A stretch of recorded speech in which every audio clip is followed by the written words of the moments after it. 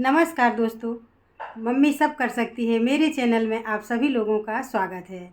तो चलिए आज मैं वट सावित्री की पूजा करके दिखा रही हूँ। मैं वट सावित्री के पास जा रही हूँ, अपनी सखियों के साथ पूजा करके दिखाऊंगी। तो बने रहिएगा मेरे पूरे वीडियो में। जी हाँ दोस्तों, मम्मी सब कर सकती है। तो यहाँ पर आप लोग देख सकते हैं कि मम्मी पूजा भी कर रही है। जहाँ जाती है मम्मी सभी काम करती है। आज मम्मी का व्रत है और पूजा कर रही हैं। तो सुबह सुबह हम नहा धो करके पूजा की सामग्री लेकर के वट वृक्ष के नीचे आ गए हैं और पूजा कर रहे हैं। और वट सावित्री माता से हम यही आग्रह करते हैं कि हे वट सावित्री माता, हमारी पूजा को स्वीकार करना और हमें भर भर के आशीर्वाद देना। इस तरह से हम माता रानी से आग्रह करते हैं। तो सबसे पहले हम पानी से सभी जगह को स्वच्छ करते हैं और फिर इसके बाद में हम अपनी पूजा को शुरू करते हैं। तो सभी सामग्री रख लिए हैं और अब हम माता रानी से एक बार फेरा लगाएंगे और इजाज़त लेंगे कि हे माता रानी, हम आपकी पूजा करने जा रहे हैं, तो हमें आपकी पूजा करने का इजाज़त दें। अब वट वृक्ष के नीचे हम बैठ जाएंगे और पूजा करेंगे। माता रानी सभी की इच्छा पूरी करती हैं। ये देखिए मैं क्या निकाली हूँ, एक वट वृक्ष का पत्ता। मैं इसमें माता रानी का अस्क बनाऊंगी। यूँ तो जड़ में बनाना चाहिए, पर जड़ में अभी जगह बिल्कुल भी खाली नहीं है, बहुत सारी सामग्रियाँ चढ़ी हैं, तो पत्ते में भी बना लेते हैं। तो हल्दी घोल कर ले आते हैं और हल्दी से माता रानी का अस्क बनाते हैं और माता रानी की हम पूजा करते हैं। अब मैं माता रानी को पंखा भी झलूँगी सबसे पहले, और फिर इसके बाद में मैं माता रानी के लिए पंखे में एक पत्ता और रखूँगी और अक्षत, चंदन, रोली सभी प्रकार से मैं माता रानी को अर्पित करूँगी। अब मैं माता रानी को फूल प्रसादी चढ़ा रही हूँ। हे माता रानी, हमारी प्रसादी को स्वीकार करें। अब मैं आरती करने लगी हूँ। जय सावित्री माता मैया, जय सावित्री माता, तुम्हें को निस दिन ध्यावत, मैया जी को सदा मनावत।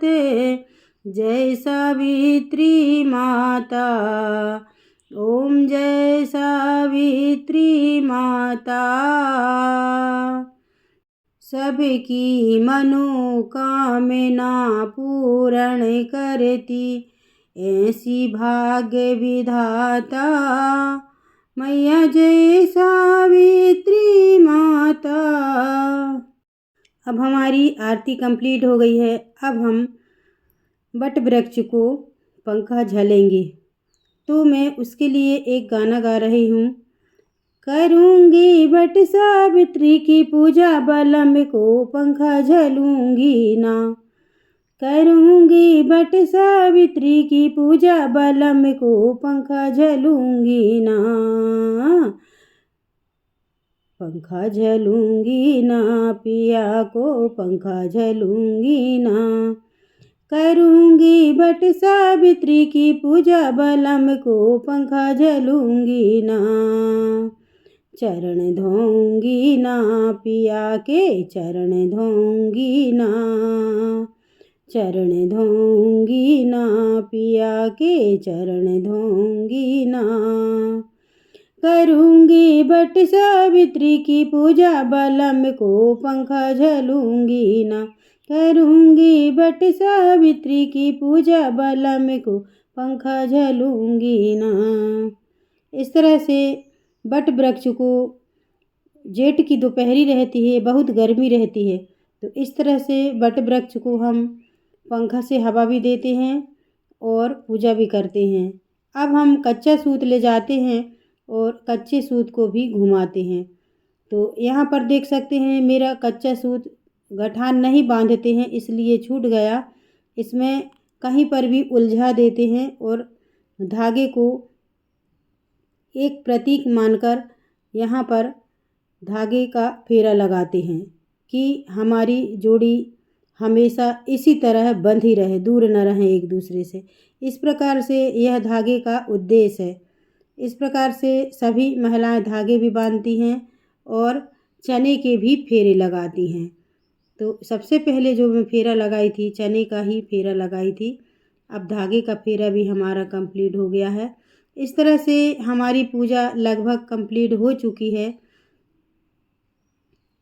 और हम पूजा करके सबसे पहले नारियल तोड़ते हैं और अपने पति को प्रसाद देते हैं। मैं वट वृक्ष के नीचे ही अपने पति को प्रसाद दे दी हूँ, फिर घर पर आकर भी दूंगी, मैं वो भी आप लोगों को दिखाऊंगी। तो हमारी पूजा कंप्लीट हो चुकी है। अब यहाँ पर एक वट वृक्ष और है जहाँ पर मेरी और बहुत सारी सखियाँ मिल गई हैं। उनके साथ फिर से मैं फेरे लगाने चली गई हूँ। तो सभी सखियाँ मिलकर हम यहाँ पर भी फेरा लगा रही हैं। तो दोस्तों मेरी पूजा यहाँ पर कंप्लीट हो चुकी है। इस प्रकार से वट वृक्ष की पूजा होती है। अब हम घर के लिए निकलेंगे यहाँ से। सभी सखियों से हमारा मिलना जुलना हो गया है, फ़ोटो शूट भी हो गया है और यहाँ पर मैं शंकर जी की पूजा करने आ गई हूँ। शंकर जी की भी फेरा लगाऊंगी क्योंकि वट वृक्ष की जब हम पूजा करते हैं तो कुछ सखियाँ यहाँ पर शंकर भगवान की भी आरती करती हैं।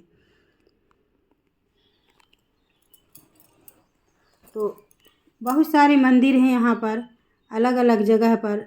सब यहाँ पर मंदिर का अपने अपने सच्ची भावना से पूजा करती हैं। महिलाएं भी पूजा करती हैं, जेंट्स भी पूजा करते हैं। सभी यहाँ पर अपनी सच्ची भावना को लेकर आते हैं और पूजा करते हैं। अब मैं घर आ रही हूँ।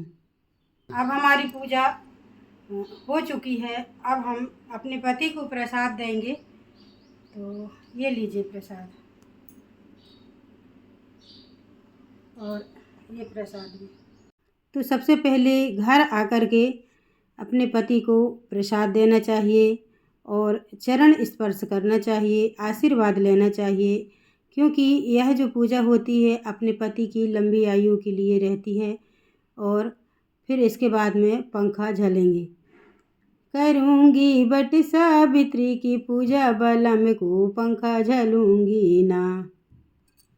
तो देखिए आप लोगों ने पूरी पूजा कैसी लगी। अगर पूजा पसंद आई होगी तो लाइक सब्सक्राइब ज़रूर कीजिएगा, अपने दोस्तों में भी साझा कीजिएगा और छोटी सी बेल आइकन रहती उसे भी प्रेस कर दीजिएगा ताकि आगे आने वाली वीडियो की नोटिफिकेशन आप लोगों को सबसे पहले मिले। तो चलते हैं अगले वीडियो के लिए। नमस्कार, धन्यवाद, थैंक यू।